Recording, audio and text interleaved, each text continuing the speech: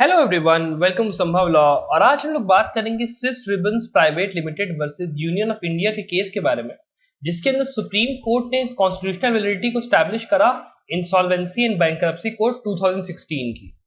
दोस्तों, इस केस में एक 2 जजेस बेंच थी जिसके मेंबर्स थे जस्टिस RF नरीमन और जस्टिस नवीन शाह। और इस केस के अंदर सुप्रीम कोर्ट ने इंसॉल्वेंसी एंड बैंकरप्सी कोड 2016 की कॉन्स्टिट्यूशनल वैलिडिटी को अपहेल्ड करा। अब इस केस के बैकग्राउंड की ओर आते हैं तो इसके अंदर सेवरल पिटीशंस फाइल करी गई थी, कई सारे स्पेशल लीव पिटीशंस फाइल करी गई थी, जिसने कि कॉन्स्टिट्यूशनल वैलिडिटी ऑफ जो कोर्ट था उसको चैलेंज करा था IBC का। ये जो बैंक्रप्सी कोर्ट बना था उसका प्राइमरी फोकस ये था कि वो रिवाइवल को और कॉन्टिन्यूएशन को इंश्योर कर सके उन कॉर्पोरेट डेटर्स का, मतलब वो बंदे जिन्होंने एक कंपनी को पैसा दिया है, by protecting the corporate debtor. जो बंदा है जिसने कि पैसा लिया हुआ है, अपनी खुद की मैनेजमेंट है। अच्छा, फिर से करना पड़ेगा। अब चलिए इस केस के बैकग्राउंड की ओर आते हैं। तो इसके अंदर बहुत सारे रिट पिटीशंस और स्पेशल लीव पिटीशंस फाइल करी गई थी सुप्रीम कोर्ट के सामने कॉन्स्टिट्यूशनल वैलिडिटी को चैलेंज करते हुए कोड के बहुत सारे प्रोविजंस को। बैंक्रप्सी, इस जो बैंक्रप्सी कोड था इसका प्राइमरी फोकस ये था कि ये रिवाइवल और कॉन्टिन्यूएशन इंश्योर करे एक कॉर्पोरेट डेटर, मतलब एक ऐसी कंपनी जिसने कि बहुत सारा कर्जा ले रखा है, ताकि उसको वो अपने खुद के मैनेजमेंट से, मतलब जो कंपनी को मैनेज करने वाले बंदे उसके प्रमोटर हो गए या जिन्होंने जो से क्रेडिटर्स हो गए, वो सब उसकी जो मैनेजमेंट है उससे प्रोटेक्ट कर सके और उसको एक कॉर्पोरेट डेट से प्रोटेक्ट कर सके बाय लिक्विडेशन, मतलब उस कंपनी के सारे एसेट्स को लिक्विडेट करके उसको बैंकरप्ट घोषित करके कहीं ना कहीं उसको खत्म कर दे, उस चीज से रोकने के लिए, ताकि वो कंटिन्यूसली चल सके। भले वो बैंक्रप्सी की हालत में आ चुकी, भले दिवालिया होने वाली, तब भी उसको जिंदा रखने की कोशिश करी गई है इस लेजिस्लेशन के थ्रू। ये जो कोड है ये एक बहुत ही बेनिफिशियल लेजिस्लेशन है, क्योंकि ये कॉर्पोरेट डेटर को वापस अपने पैरों पे खड़ा करता है। और ये केवल एक ऐसा मेन रिकवरी लेजिस्लेशन नहीं है क्रेडिटर्स के लिए कि कैसे किसी कर्जे में डूबी हुई कंपनी से पैसा वसूलने, केवल एक ऐसा लेजिस्लेशन नहीं है। ये कहीं ना कहीं कॉर्पोरेट डेटर को फेवर करता है। इसके अंदर कॉर्पोरेट डेटर जो है उसके इंटरेस्ट को देखते हुए इसको बनाया गया था। देयरफॉर जब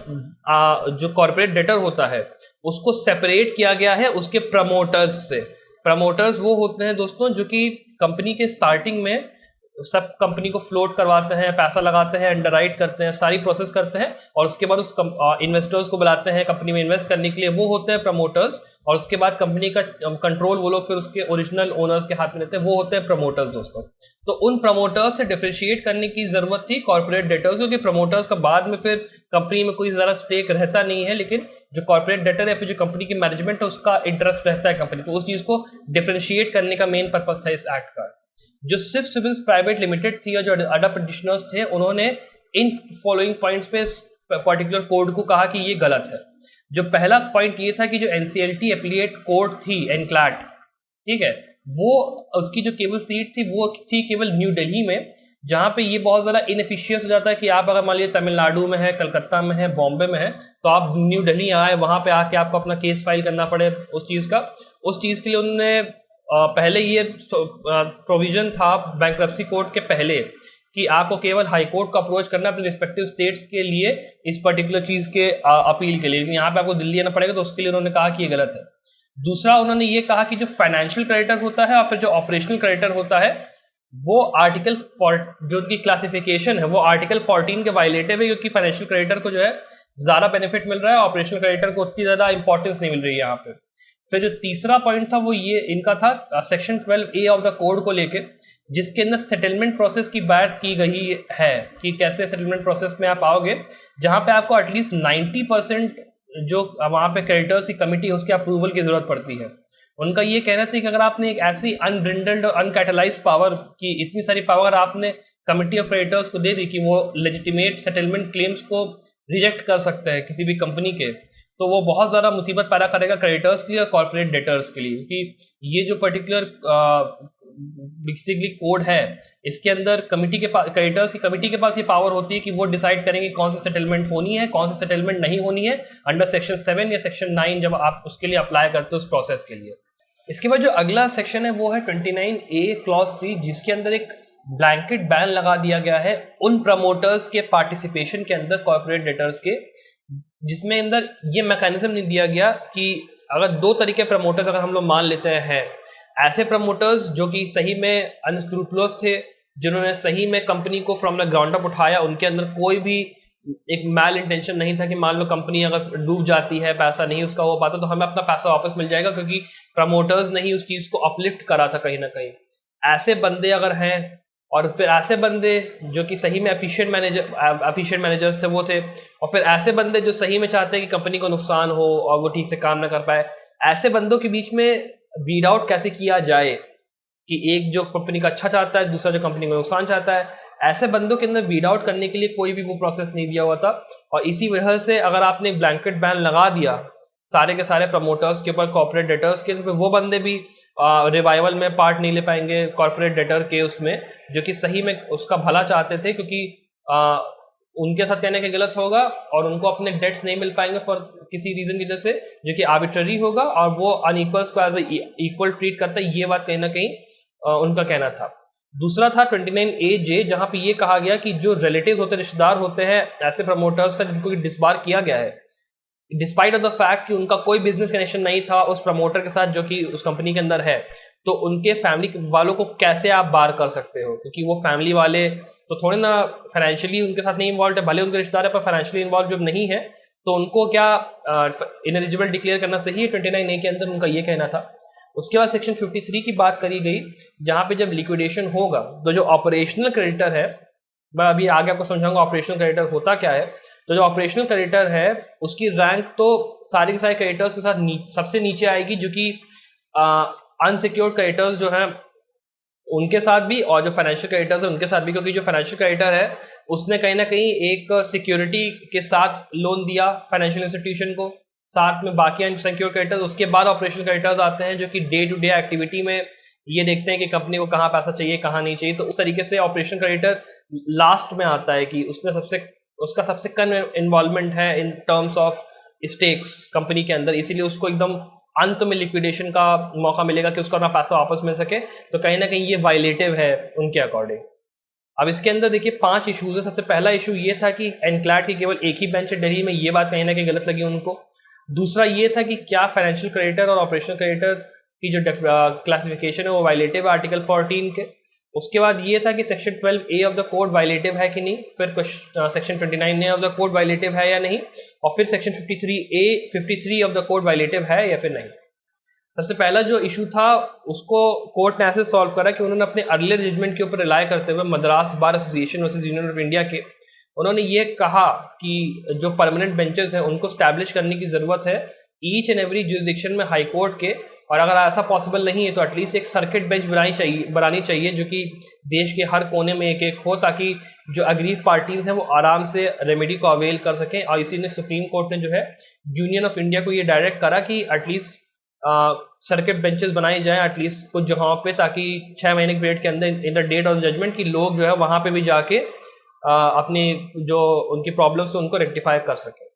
उसके बाद जो दूसरा यहाँ पे इशू था वो ये था कि क्लासिफिकेशन क्या है फाइनेंशियल क्रेडिटर का और ऑपरेशनल क्रेडिटर का।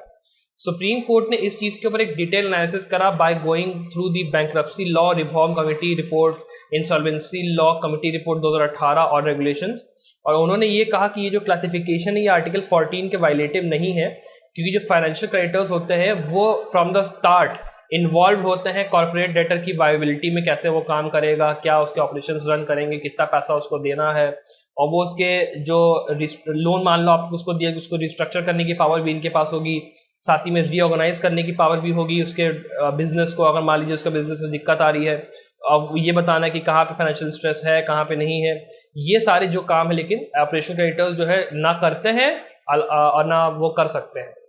कोर्ट ने यहाँ पे फिर इस डिस्टिंक्शन को और एलैबोरेट करते हुए कहा कि जो कॉर्पोरेट डेटर को प्रिजर्व करना है वो एक गोइंग कंसर्न है, मतलब वो रोज दिन बाय दिन का एक चलता हुआ कंसर्न है,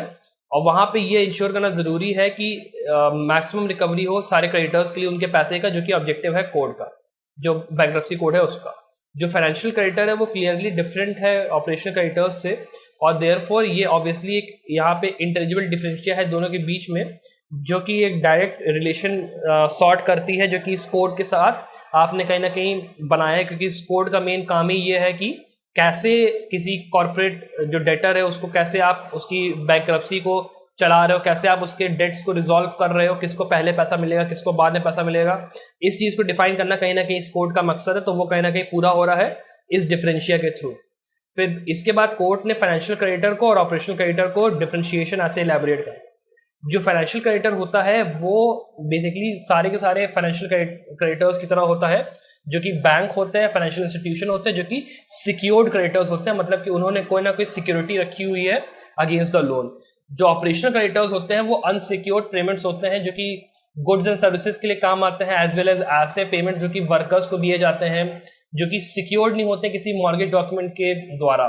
फिर जो फाइनेंशियल क्रेडिटर होते हैं वो लेंड करते हैं finance in terms of loan, working capital, जो कि एनेबल करती है कॉर्पोरेट डेटर को सेटअप करने के और ऑपरेट करने में अपने बिजनेस के। बाकी जो ऑपरेशनल क्रेडिटर होता है वो